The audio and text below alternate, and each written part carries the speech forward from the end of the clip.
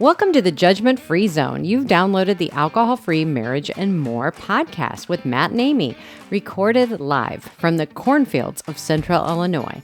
Welcome to episode 94 for December 2nd, 2024.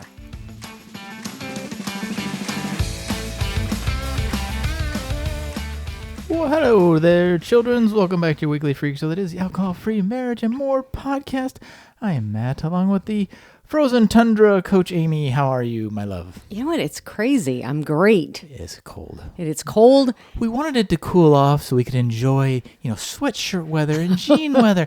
We want it to be like winter like it is in the Hallmark movie where it's cold but not really cold, like it's fake winter. And you're just like walking around with a winter coat, with no gloves on. And we all know that in Illinois in the winter, winter. But now we're having January winter. It's kind of January-ish. But it was really kind of pretty today. With the snow falling. I mean, this is the second official snowfall. I just want to put that and put it on my meteorologist hat. I'd like to know, how much snow do you have to have before you get your snowblower out? Because apparently some of my neighbors think a dusting justifies a snowblower. What do we have? Maybe half an inch? Maybe an inch? I doubt it. This is not the weather podcast, but if it was, you could always leave a voicemail. That phone number is down below. I don't remember off the top of my head because I didn't put it in the show notes. But you can always like, subscribe. Always visit those links below that can get you that weekly marriage guide, which is awesome for us. You have your hand raised? No, but I want to just say, we if you could please, that could be maybe your present to us. Leave a voicemail? No, subscribe, and give us a review. That helps. That does help us. You're right. Other people who might be interested in our content. Okay. Maybe they don't know. Maybe they don't. Maybe you don't have our weekly marriage guide that I was talking about. That's down below. Love that guide. That is awesome. We love that. We share that with everybody. Share it. Even if you don't ask, we'll share with you. Just strangers on the street. Here you go. Here's a marriage guide. And then you always get those. Do you need to connect? Here's the guide. Enter Beyond Spirits, the 7 tips to start your AF journey. And if you're starting your AF journey in December, you can always download Coach Amy's Advent Don't Drink Calendar. No, it's the Alcohol-Free Advent Calendar. 25 ideas to motivate, center, and let go and let God during the Christmas season.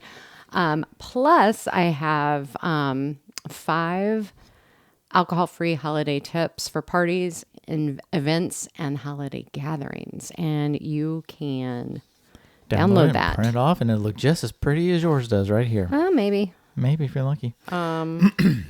Yeah, mine's crinkled. It's got some miles on it.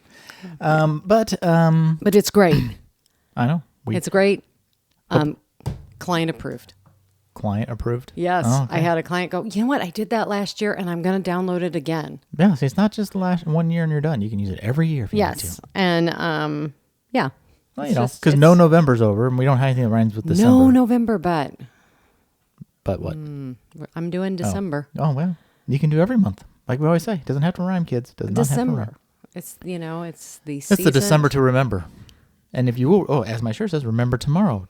We want to remember December? Quit drinking. That's a long way down a short road, but I made it. Okay, so Matt. Speaking of quitting drinking, Amy. No November is over. Yes. No November was a lot. I did tips every day. Well, and I have to say, I came on there. I made sure that I posted every single day in November. I am going to be doing the same in December. So follow Coach Amy on Instagram. It's at Joy on the Other Side of Alcohol. I wanted to say .com, but that doesn't work on Instagram. No. Well, there you go. So anyways, and it's, like it, share it, show me some love, follow. They don't subscribe. I guess you do. You follow. You don't subscribe. You follow. I don't know. There's a lot to do when you listen to podcasts, kids. And that's just. Go out to YouTube too. Yeah, go to the YouTubes. Why not? Amy makes me record. I know you have nothing going on in December, so let us add to your holiday overwhelm and stress by please going out and helping us. People, when you first stop drinking, you have a lot of free time. This could fill your free time. Well, as I tell my clients, this is, depending on where they're at, this can be part, of a job. There you go. Hey, and we made it through our November. We did. We barely even had any drinks at our, not that we had alcohol either, but I opened 1 bottle of wine at Thanksgiving. That was it. We partook of the food. We did. But speaking of things you can open in your December to remember, as a sales event, by the way, I found, and I don't know if this is new with them, it's just new to me, Athletics Wits Peak. It's a Belgian-style white. It's good. I was hoping it would be more like the Blue Moon, but it is not. Oh. It's not bad. It's good. It's very good. All Athletic is good. But I think we've already done this one. That right? one, yeah. We're not doing your drink that you're drinking. Your drink of the week is actually not bottle behind you. I really do love the Psycho cider. So my drink is the Geeson's de-alcoholized New Zealand Sparkling Brut. I love this. Makes a great mimosa. It does, but it's a really good champagne, basically. Champagne. Even though but it's great, and it tastes. If you're looking for a dupe, on point. It is definitely on point. It's really, really good. As far as dupes go. And for the holidays, I definitely would recommend that. I bought that to do mimosas for Thanksgiving and then forgot to buy orange juice, so that math didn't math. I was a little... There was a lot going on, so it didn't matter. Okay. Coach Amy. All right. Tell us about Teresa, our interview for today. Hold Another one who came to the studio in the cornfields to join us in the dining room. That's two for two. Crazy. The interview that we are going to share with you is with Teresa Klokkenga. She is the wife to Jeremy of 17 years, and she's a mom to 3 active tween and teen boys, Eli, Ian, and Andrew. And after moving around the U.S., they ended up coming back to Central Illinois, where she grew up. Over 11 years ago, she launched the Teresa Klokkenga Photography, and what she specializes in is business brand photography and high school senior photography. And her passion is helping businesses and high school seniors shine a light on the purpose they were created for. So, and she just wrote this as well, feeling when she started to embrace her alcohol-free lifestyle over 2 years ago, she felt like she was actually created for more. And she is now all about, her saying is, bring your own energy. So let's go to that interview. Welcome, Teresa. We are so happy that you are here. I guess what we usually do is we like to just kind of start with you, just telling us a little bit about you, your family. It's fun because you're actually here with us. Back in the dining room again, we are. Back in the dining, and you are I would consider you a good friend, and you're one of the first people that was living an alcohol-free lifestyle locally that I knew, and I was like, oh, this is so much fun. The kids say IRL, Amy. Oh, okay. Yes. Yeah. Well, I'm not hip on a kid. Not hip. Okay. Yes. Well, thanks for having me. You guys know me well, but for everyone else, I am local here in the Bloomington Normal area. I'm married to my husband, Jeremy, of 17 years, and together we have 3 boys, Eli, Ian, and Andrew. When I say that we're in that tween year, my oldest is 15, then my middle guy is 13, and my youngest is 11. Oh, that's an active program. Very, very active. I'm very busy. Very busy. Yes, we're in the throes of basketball season right now, so we're in 3 different places any given night and trying to coordinate all of the basketball schedules and practices. That's so cool. And I can't relate to it, but my sister has sons who are almost that exact same age spacing as well. So I know how busy your life is right now, coming and going, and yes, everything. So I say that I used to say in their younger years that we were in the referee stage of life, just like making sure everything was fair, and now we're just in this stage of life where now it's keeping everything fair, but we're so busy and on the go that it's just kind of And you're starting driving? Very soon, yes. I actually have an email in my inbox that my son can take his permit test December. Oh, that's a good time. Yes. Nothing will test a parental personality and attitude. And I would recommend a contract. Oh, it's right. You need the driving contract. Please share. Yeah. We can share that with you. That's a pro tip I got from really did. Yeah. it was a blessing, Yes. and we had to get it out. Yeah, Oh, one time. Mm-hmm. Oh, more than once. One month? More than I once, just remember yes. the one time that was the big deal. Yeah. So, but anyways, we're not here to talk About teen driving safety. driving safety. You're right. Yes. So, But if you would like that, email amy@jointheirside.com. We get and your I can send you this contract. I will be following up on that. Yes. Oh, goodness. So tell us, okay, let's just kind of dive in to your story about, your drinking, and I'm just going to let you kind of just tell us wherever you want to start Yeah. with it. Do you want where it started or like how I got to where I am now? You can wherever. Okay. In the beginning. In the beginning. I think in high school is probably where the beginning kind of started. You're going out with your friends and you're experimenting with alcohol, and that just kind of continued then into those college years. And it just started to become this routine and habit that on the weekend, you have a couple of drinks. I think our society leads so much into, if you had a good day, have a drink. If you had a bad day, Yep. have a drink. And so it was just very socially accepted to have a drink. So, fast forward many, many years, met my husband, and, we just kind of kept up this lifestyle, and you surround yourself with friends who, you get together on the weekend, have a fire, have a couple drinks, and that just seems to be the norm. And as I've shared with you guys before, I'm a very active individual, and I have always been, after high school, I played recreational softball and volleyball. I like to bike, hike, anything. And in 2020, I took up the hobby of running. And a friend encouraged me to do a half marathon. So in 2021, I did my first half marathon, and I completed it. So anyone who doesn't know, a half marathon is 13.1 miles.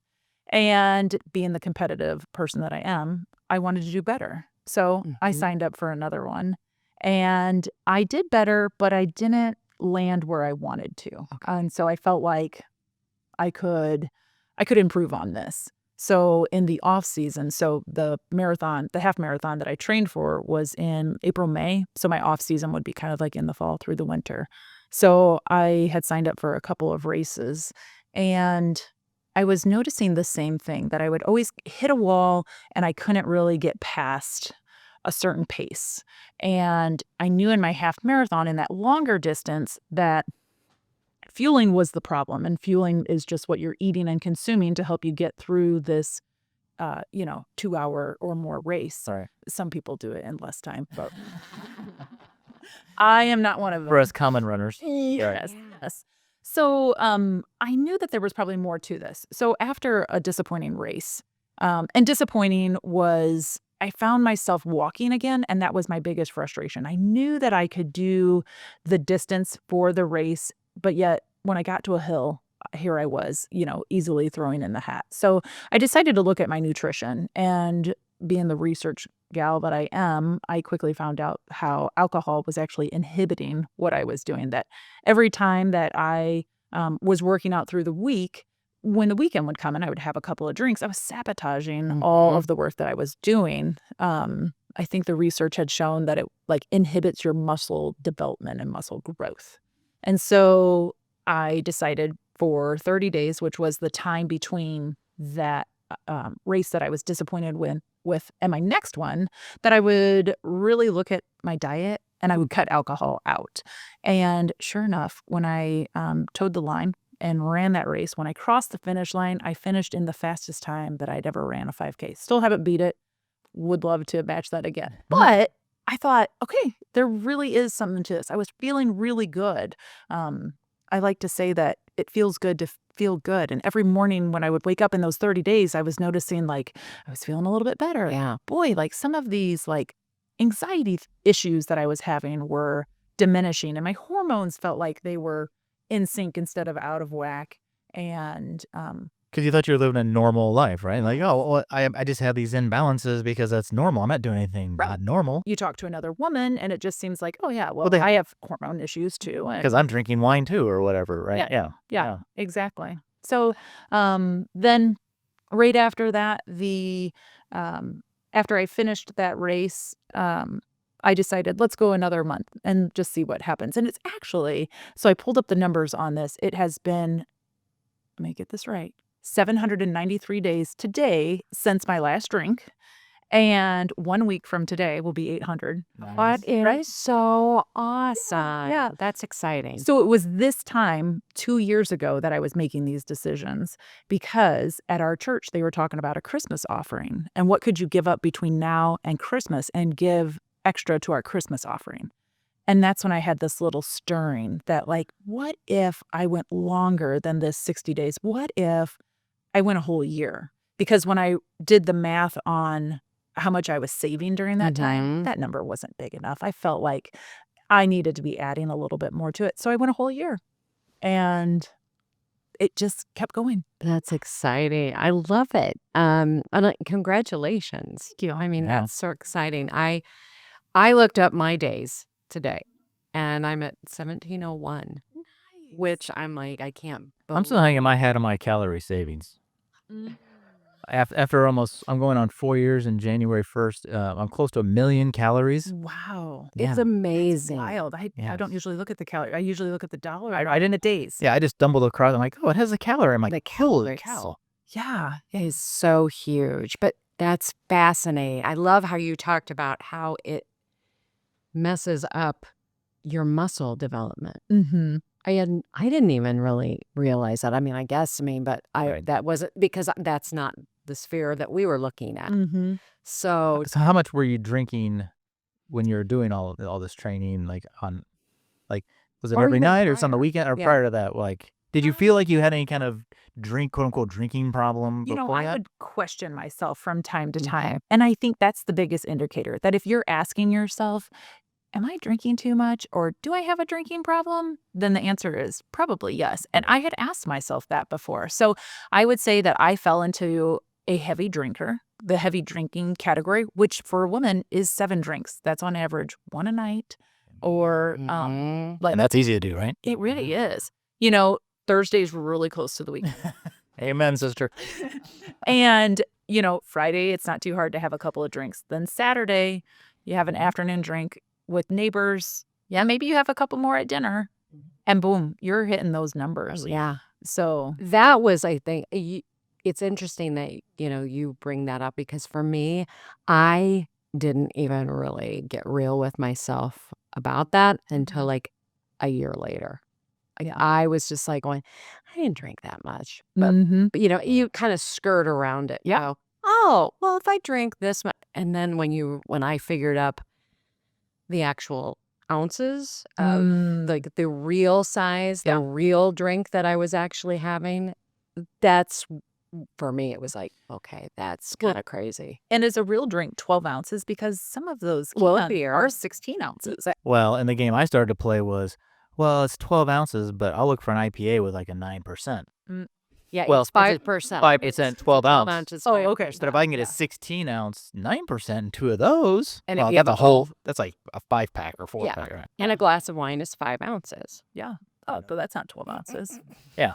We don't know if You get like enough is- 2.5 glasses then. Yeah. When you sit there, and I'm like, I just found a picture the other day, and I'm like, oh my gosh, look at the glass. I mean, it was all, just that. I'm like, oh, well, that was I good called pour. it the I deserve a drink pour. I deserve this. And it's like, oh my God. What was your drink of choice?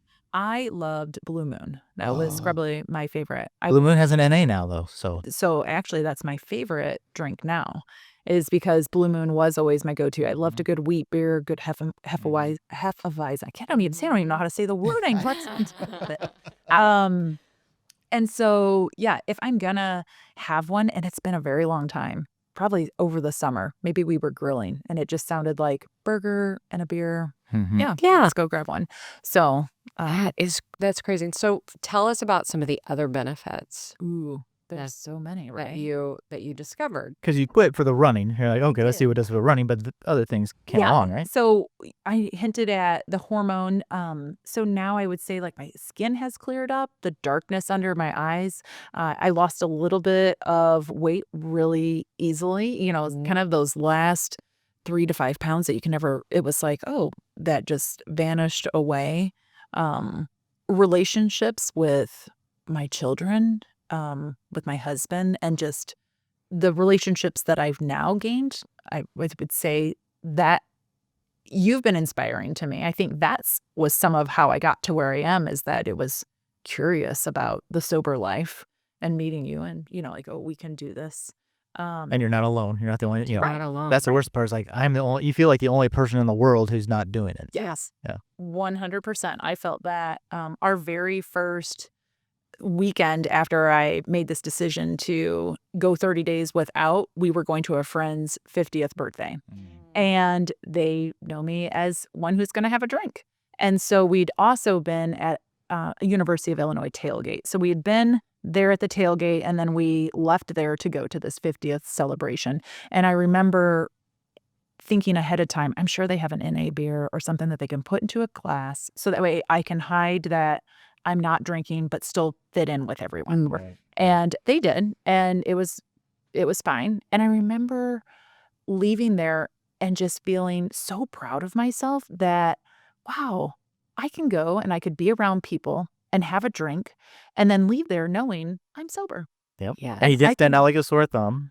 Yeah. Nobody even questioned it because it looked like I was having a drink. But now it's become such a norm that people don't even question that Teresa's going to have, a LaCroix, or she's going to have a water, or she's going to have a hot tea. It just takes time to rebrand yourself as, instead of the boozy one, you're now the non-boozy one. Yes, I love how you phrase that, like rebranding yourself, a different person. Yeah. Yes. And because our identity, and I'm speaking from us, our identity was we were drinkers. Mhm. Like, this is what we do That's what we together. do. Yeah. Yeah. This is what we do. And I would say, and you probably experienced this too, friendships changed. You're still friends with those, but the friendship might look different. And then you actually gain new friends who are in this other realm of life, Right. and that are similar to you. And you feel comfortable that you can go out and do stuff with. Like, you can go do, so even with my husband and our relationship, we can still go do all the same things we did before. We just do it alcohol free now. Right. You go golfing without alcohol. Yeah. Does your husband, is he still drinking, or? So he dialed it back. Okay. He took a pause for a while too, and then he might have a drink on the weekend. But Okay. Yeah, Yeah. I mean, it's interesting because we were both instigators. But in the drinking or the not drinking? Drinking. Yes. But I know that there were certain times where it was just like if you were doing something, I'd be like, oh, let's go do this, and and vice versa. But I also know that I was an instigator when I would go out with friends. I mean, I was the one. It was like, I mean, and this was for anything. We would go out with the girlfriends, and it was like, oh, okay. I would order a drink, and then no one else would, and I would be like, okay, here I am now drinking. But Teresa, that wanting to just fit in to an environment is one of the reasons why, and you're from here, so you'll understand. When we quit, I went out to Little Beaver Brewery, and I'm like, talk to them like, could you brew an NA beer? It's like, it's very expensive. It's a whole process. But Chad's like, well, I just need somebody to ask. Like, I can order in, and that's why they carry Untitled out there. I'm like, cool. So now when you have work happy hours, like, let's go there. I think all of them have it now, right? Yeah. But at the time, nobody else did.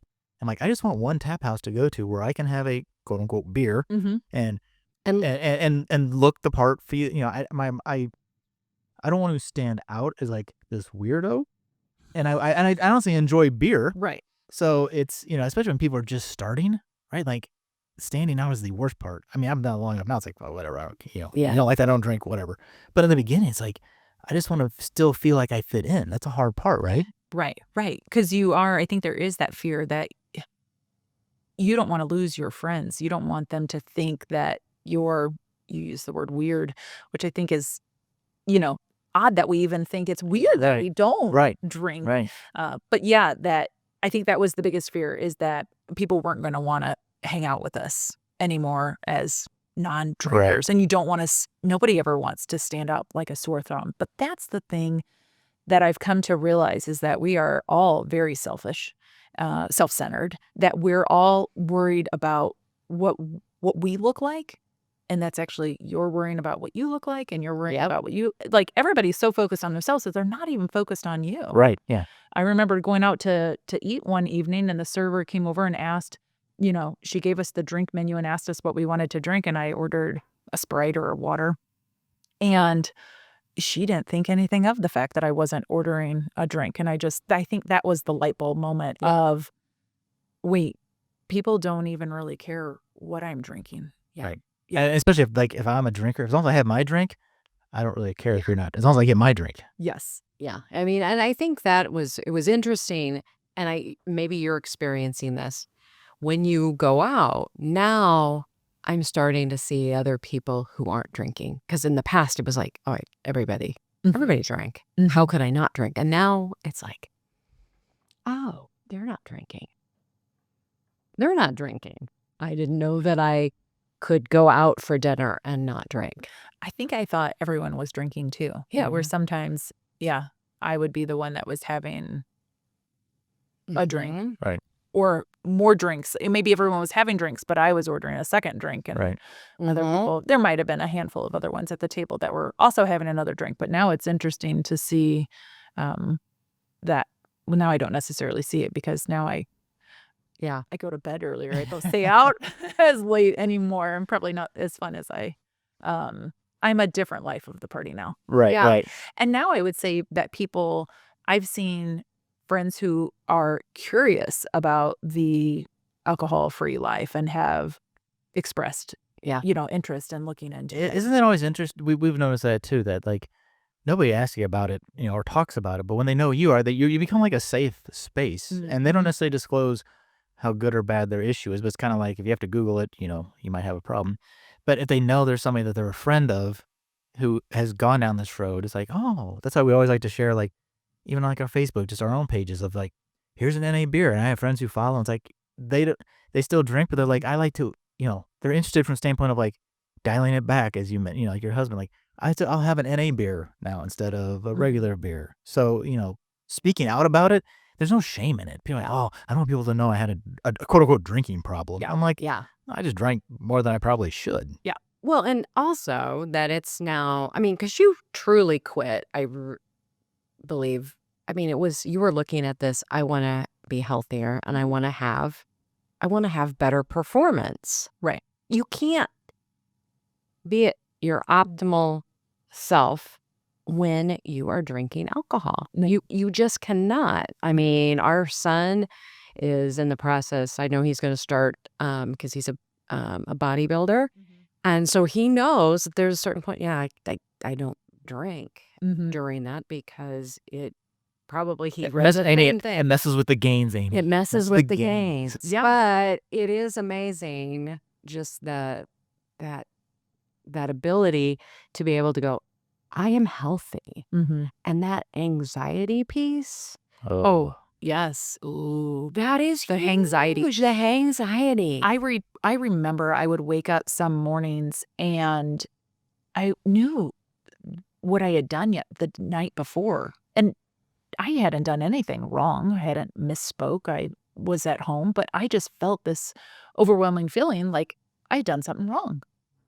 And then when I started to do some of the research, I realized that there's it's anxiety. I remember I would even tell my husband, I feel like alcohol is messing with my hormones in some way, that it's making me feel anxious.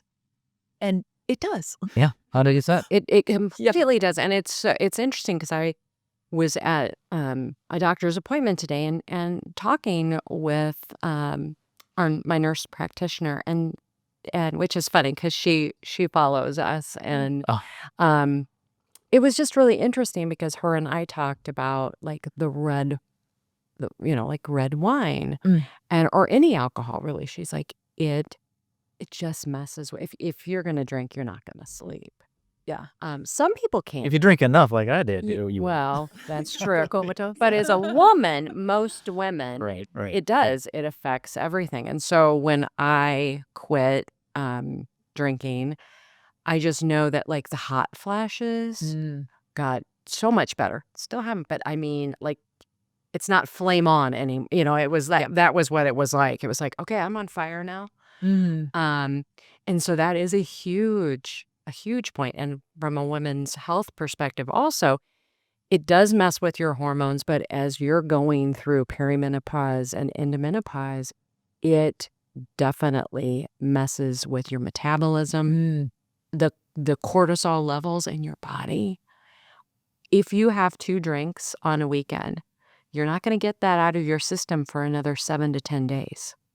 And I even read a doctor talking about it saying, it's about 3 weeks. Wow. But so then your weekend, to your, by the way, I only drink on the weekends or Thursday through Saturday. Well, that's enough, and you restart all over again, right? Yeah. And if you get your cortisol levels up, you're not going to be able to get rid of that lovely wine belly that I wore apparently for a long time. Because looking back on pictures, I'm like, Oh, yeah. Have you looked back at some photos and seen some differences? When you said looked at pictures, so I actually took a picture of myself on day 1 of that decision and then day 30. And I would even do like every 7 days, and I would put it side by side, and boy, I could just see the swelling, Yes. puffiness in my face went away. And I showed it to a friend, and she couldn't see it. She was probably just being kind. But it was kind of remarkable to see. And I can go back and I can look at pictures, memories that pop up online of myself, and I can see in my face, like, oh, you can see. And you could see it. And you could see it in your eyes, too.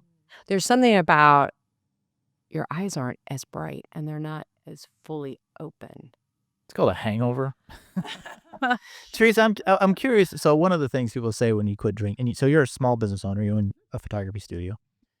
A lot of people say like their business does better, they're better at their job. Did you notice any of those impacts from after you stopped? I did. I was just telling somebody about this earlier that so when I chose to save that money and give it in the Christmas offering, I saw my business grow so much the following year. So now we're in year 2, and actually what ended up happening is there was an amount that came to me, and I said that I wanted to donate, and when that whole year came around, I decided to just double that number. And so now here we are in year 2, and I'm deciding to double that number from last year again. So yes, I would say my business has done so much better because I'm focusing more on it. I'm coming from a place of, maybe it's clarity. I don't know that I can exactly put the words into what it is, but that I've really put a lot of purpose into what I do now. I feel like my focus is so much clearer. Yeah. It's not fogged. Yeah. That because I was obedient in one area of my life, I'm seeing growth in another. Yeah, it's funny because I saw the same thing in my business, and I can't kind of exactly what you're saying. Like, I didn't like change my marketing strategy or do something magical, but I put I changed my focus, and I think it's they always say a 1% change makes a big difference. I think we make that change, and you're doing 1% better every day, just doing little things like, oh, maybe I get up earlier because I'm not hungover, or I can do one more task because I have the energy. Right? I think you start seeing that culmination. So it's not, just like your health and your looks didn't change overnight. The business didn't either. But when we look back in retrospect, it's like, wow, I don't know what changed. I know what I changed. I don't know how I got to where I'm at necessarily, but I know I changed a few things that have made an impact. It just multiplies. Yeah. It's that ripple effect, I think, that we realize. Like, I remember coming into the solopreneurs meeting, maybe one of the first ones, and it was like, okay, I'm joining. For those listening, that's like a little marketing group, right? Yeah. Okay. And I was joining it under my coaching business, and I'm an alcohol freedom coach. I'm going into a chamber of commerce, and I'm going to share this. And the business world is wrought with alcohol. It was so nerve-wracking to do that, but it was so interesting because there were several people, like you were one of them, Crystal, who's been on our show as well, she was another. And she goes, "Oh, Amy, Teresa doesn't drink either." Like, oh my gosh. There's a handshake you have to learn and everything. It was funny though, because it made me feel like, okay, I am not alone anymore. I'm not this thumb sort The lone jerk. like thinking, and it was really nice. And there's some other people who I have met through that as well. And maybe not like you and I, who like we made a choice, like, okay, we're no longer partaking in this. Yeah. But other people who just don't drink or don't drink as much as I did. So that's been a really wonderful experience to find kindred spirits, I think. I think that's what makes and has made my story a success, is to surround myself with other people so I could find commonality or accountability. Yeah. With somebody that was it's so nice. It's like, okay, well, if I'm going to go to this event, at least I know somebody else who is not going to be drinking, and I can just, feel more comfortable. And at that point, I think when I joined, I don't even remember. I think that was a year or two ago now, 2 years ago, probably. So I was, even back further, and just this, it just keeps getting better, I think, is one of the things. Like, I even had a revelation this week. I'm like, wow, really what this is it's self-discipline, it's self-control, and it's so freeing. I've thought about it before, but I'm like, you know what, living a life where I am in complete control of this, it is freedom. It's freedom when you at 10 o'clock at night can get in your car and drive it wherever you We're not awake at 10 o'clock at night. Come on now. not either. But I have had to get up or do that. You talked about it earlier, and you saying getting in the car at 10 o'clock reminded me of it. When I would go out before with friends, I've had conversations with my husband now. Like, he doesn't have to worry about me going to an event. He knows that if I say I'm going to be home at 9:30 or 10, I'm going to be home at 9:30 or 10. It's not going to be one more drink. It's not going to be one more drink. It's not Teresa's, sending a message of like, oh, we're having a lot of fun. It's interesting what we define as fun now. Right. Yeah, exactly. So I wanted to ask too, you had talked about like your relationship with your kids. Yeah. Can we dive into that? Sure. So I spoke earlier about that anxiety, and I feel like some days after the day of having some drinks, that the next day I would be short with my children, and I found that I'm not short-tempered with them. In fact, I'm so much more calm. It's like I don't even have that temper. That person doesn't, she doesn't exist anymore, thank goodness. And my children, I love, especially since I have a high schooler, that he's coming into these ages and soon he'll be a young adult and launched off into the world on his own, that he's seeing this great example at home of a before and a now. And just, we go to different things now, and I don't want people to think that I don't enjoy being around people who are drinking. Yeah. I just look at it through a different lens, and it's not that you can't have a drink around me and it's going to make me backslide or anything. Like, it's nothing like that at all. It's purely a choice, a discipline now. But when we go to sporting events where he sees people that he knows day to day, and then he knows that they've been drinking, all of them start to recognize that their personality has changed. Like, oh, I think that person was drinking, and maybe that person was drinking too much, and it's caused them to now not want to experiment with drinking when they get older. Yeah. So that's, I think, the biggest gift out of all of it. And not what I gifted myself with the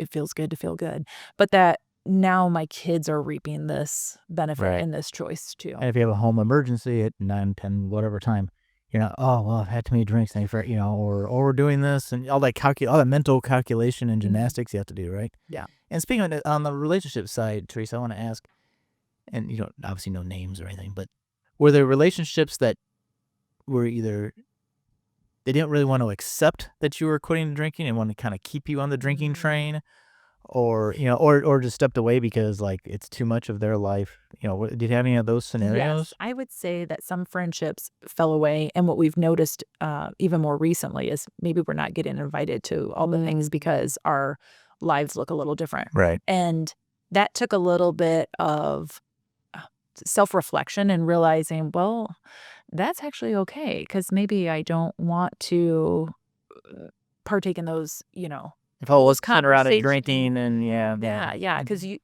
sometimes in those arenas there is gossip or negative talk, and that's not who I want to be. Yeah. That's not who I want to stand for. And when you don't drink, you also see the conversation and the Shift. personality devolve. And after, Yeah. some events that we go to now, even like, well, you're in the business world too, right? These business events, sometimes the long evenings, it's like, all right, I think it's time to go. It's kind of, Yeah. everybody's had enough. I think Yep. I think we've seen our time. And if you have a loop, I think there was always that thing. It's like, okay, we're having a conversation, and if somebody loops, like comes back to something where they just said that, I'm like, you know what? I've heard this before. And which is not, I mean, I we know I officially did talked it. about everything when you talk I- about. I was there. I try not to. I feel like I have regrets from the past, but I've like just left them there. It's a different time. It is. It's okay, that was then. But the fact that, I mean, when you talked about like I didn't do anything, but yet I still felt like, did I do something? That's that anxiety monster that is fueling, like trying to make you feel bad. Like it's this weird concept of, did I do something, or what? It's this questioning or who you are. That doesn't feel fun. That is not fun. And if you are somebody who has a tendency towards anxiety, it just fuels it and it makes it worse. So, Right. I think that for me was just the huge benefit. It's like you suffer from anxiety and depression and you're drinking a depressant. That's just not a good move. Yeah. And I didn't think that I suffered from anxiety or depression.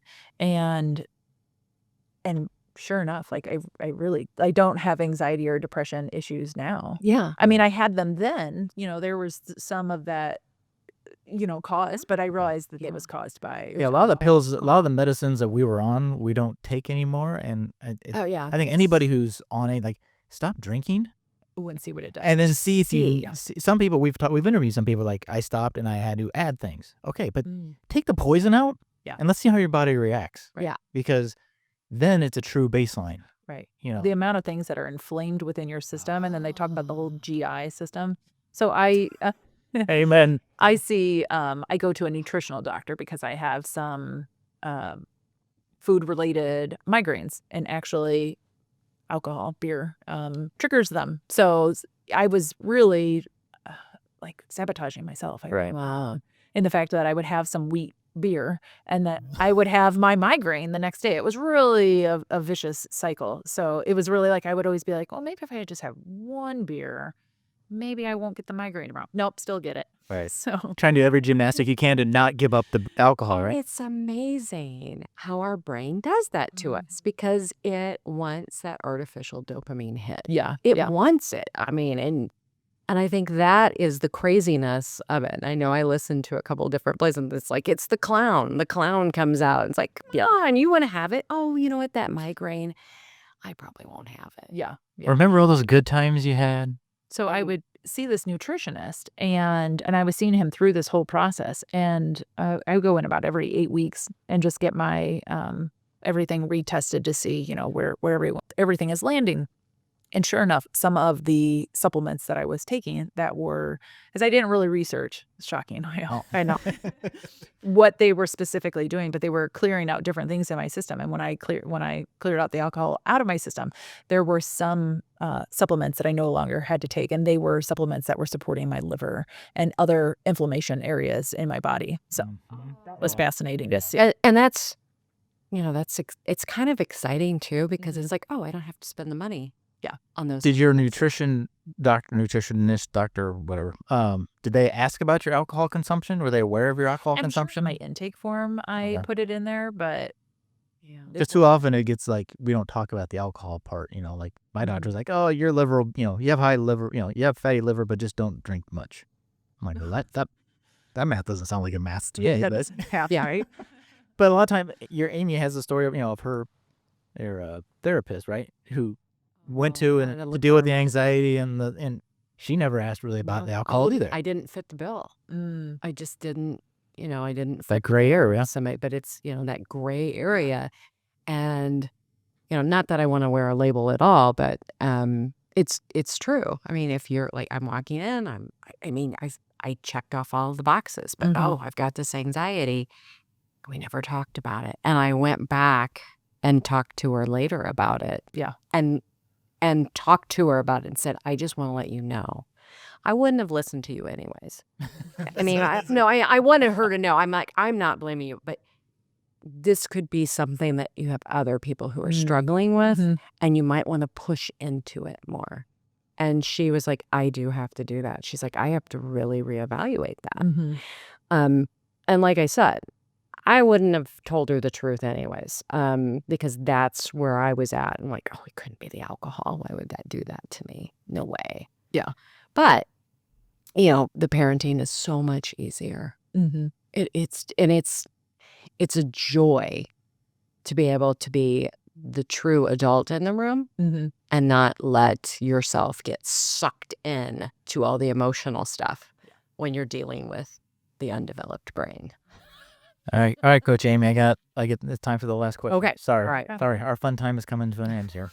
I think I know the answer. I think I spoiled this early on. Oh, yeah. But when you're not drinking a warm cup of tea, what is your go-to NA beverage? Yes. So I do, my summertime go-to would be the Blue Moon NA version. And then winter's coming, and I used to like a good Moscow Mule, but you can just get a ginger beer and it tastes the same. Yeah, throw a lime and some ginger beer and it's basically the same thing. Pretty much. So good. Cranberries, it is. It's delicious. So, Well, that's well. Thank you. yes. Thank you so much. I love you. I love your story. And it's so great that I actually get to hang out with Teresa on a regular basis. In IRL. Yes. In real. Yeah. So thank you for being here, Teresa. Yes, thank you for having me. Well, thank you, Teresa, for joining us here in the cornfields. You did bring that energy for sure. I just loved hearing her story. I know. And she is an amazing person. I love how, she did it also for health and just feeling better. And she almost kind of fell into it. Like, I didn't try know. to quit drinking, but I realized, wait, drinking kind of sucked the life out of me. So I'm like, I just won't drink now, which I think is awesome. No, and it's great, and it's fun to have like-minded individuals locally and close. So and before she left, we loaned her a nutcracker for some photos, which we better get that back, okay, Teresa. Teresa. Saying. Please don't hold it hostage. Yes, those are highly valued. Honestly. All right, kids. Well, go hug your nutcracker too, I guess. I don't know what the hell that means, but anyway, I was trying to play on it poorly. All right, kids, that's it for us for this week. Join us next week when we interview Grant Wood from Bureau. I know it. The Tom Holland Rockstar beer. It's so exciting. Yes. And until then, kids, from the frozen tundra, I'm Matt, along with Coach Amy. Wish you peace and love from the cornfields, and we are out.